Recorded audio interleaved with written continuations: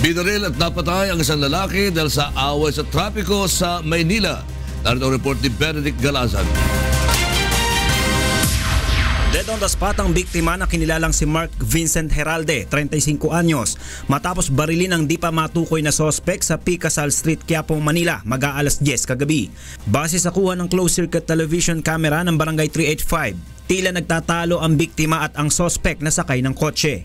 Nilapitan ng sospek si Heralde at saka sinuntok, kaya nauwi sa suntukan at nagpambuno ang dalawa.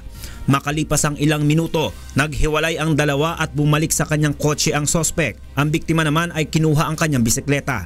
Subalit nang papaalis na si Mark Vincent, bumaba ng kotse ang sospek na may dalang baril at paglapit sa biktima ay pinagbabaril. Nasuntukan, natalo yung driver.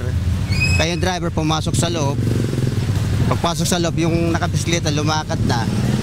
Tapos nilapitan yung driver nung binaril yung nakabisikleta.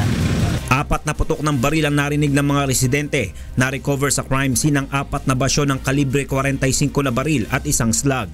Isang college student naman ang tinamaan ng ligaw na bala matapos ang pamamaril. Sa inisyal na investigasyon ng pulisya, away sa trapiko ang pinagsimulan ng krimen.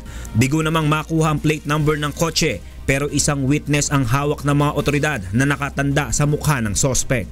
Benedict Galazan, UNCV News and Rescue, Manila.